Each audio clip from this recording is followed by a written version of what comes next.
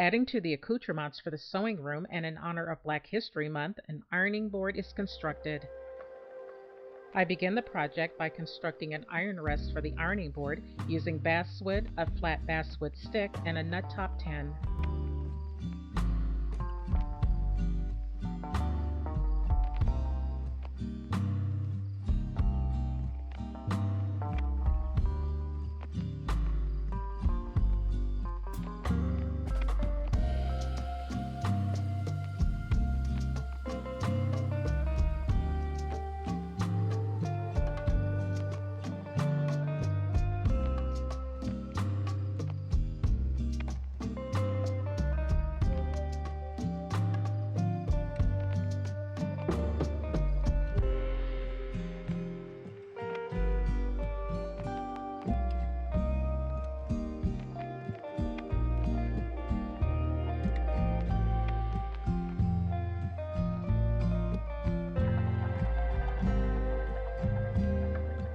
The ironing board was constructed from double layers of basswood. A popsicle stick is used to connect the iron rest and the ironing board.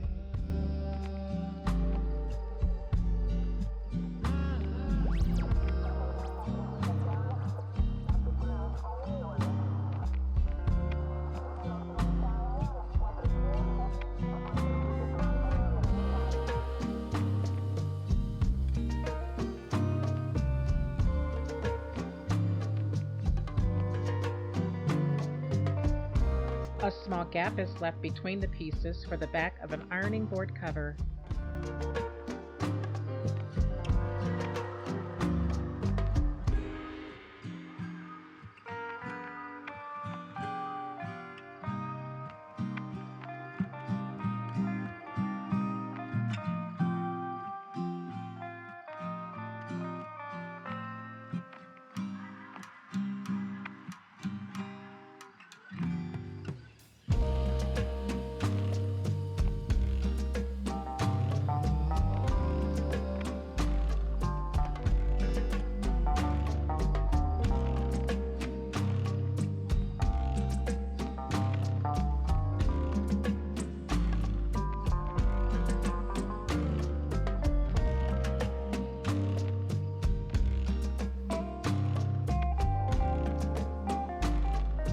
The technique for constructing the mechanisms is from Little Gretchen's workshop.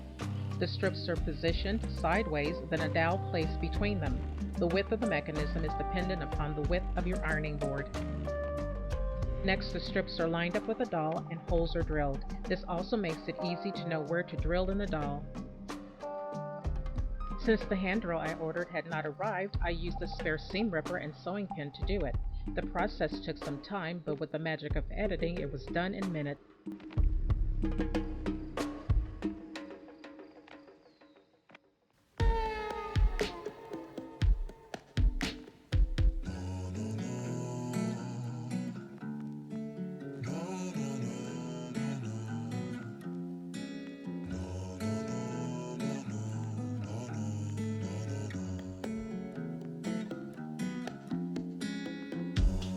Once the holes were deep enough, sewing pins were used to connect the pieces. On the sleeve board, which you'll see later, the pins were snipped because the dowels were short.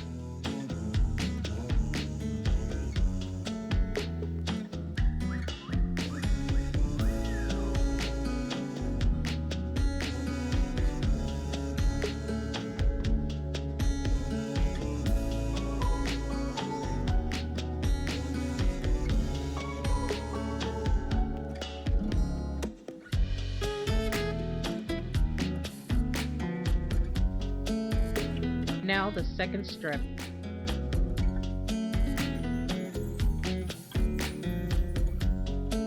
To complete the folding mechanism, a basswood strip is put across the bottom. You'll see how this is done with the second one. To support the mechanism and ensure it's level with the second one, a scrap piece is glued on the bottom of the iron rest.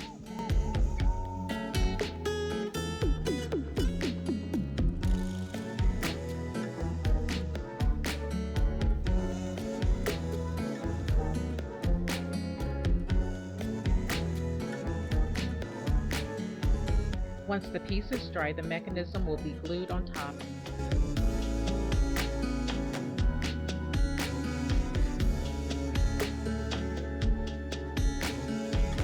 Now the second mechanism is constructed.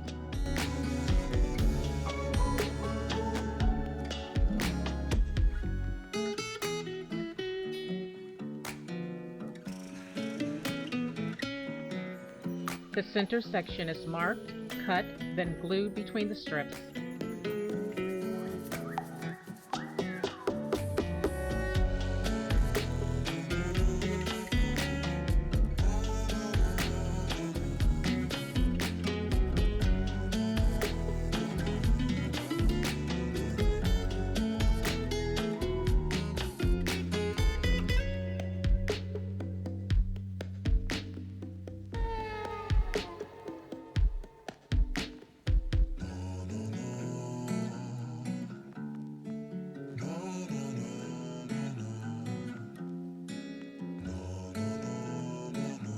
Now the strip is placed across the bottom. Make sure the sides are even during the application.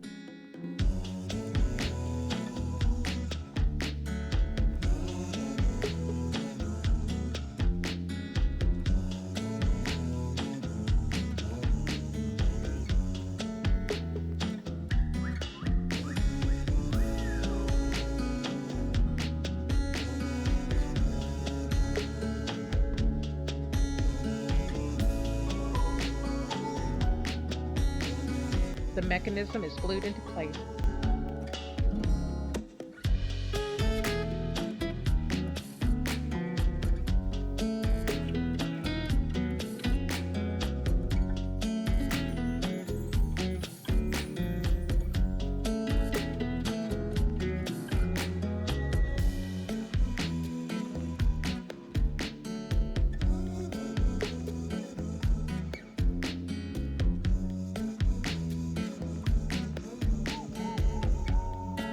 To enable the ironing board to stand, a 1/4-inch dowel piece will act as a prop.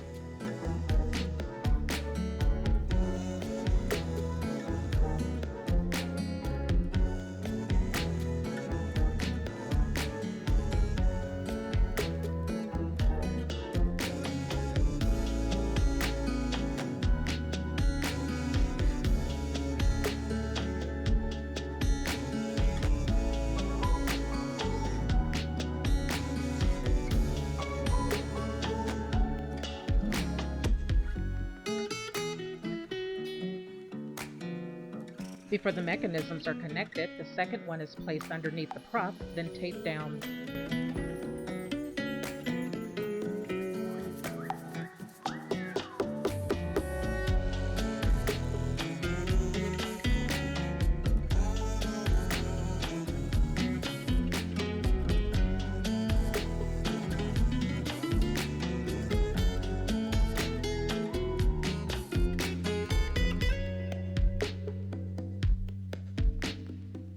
Using copy as a gauge, I determine the height of the ironing board.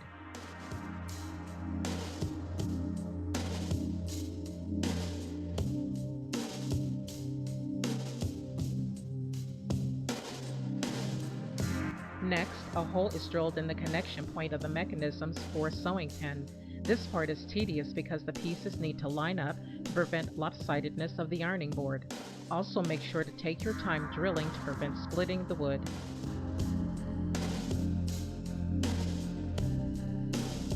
Holes are drilled on both ends of the brace, then it's wedged between the mechanisms.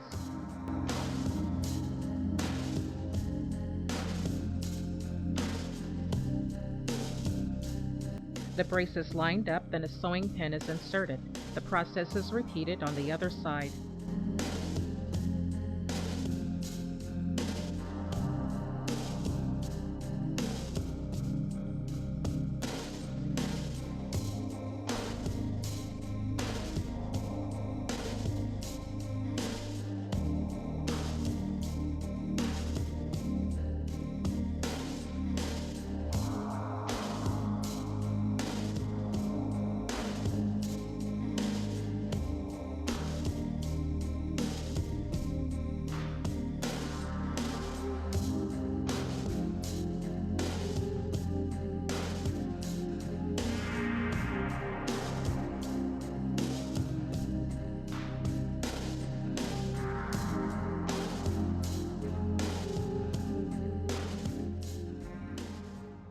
Sarah Boone was one of the first African American women to receive a U.S. patent for her ironing board, awarded on April 26, 1892.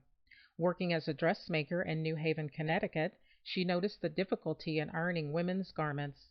Her objective, as her patent application states, was to produce a cheap, simple, convenient, and highly effective device, particularly adapted to be used in ironing the sleeves and bodies of ladies' garments.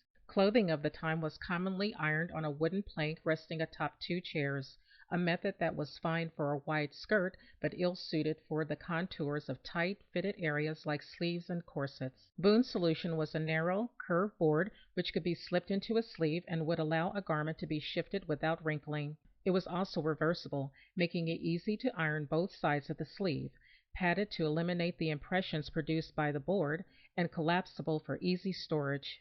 Boone's contribution has left a lasting impact and helped make way for more improvements in the field of ironing. If you would like to learn more about this incredible trailblazer, information is provided in the description. Thank you for watching, and I will see you in the next installment of the Deluxe Reading Dream Build Sewing Room.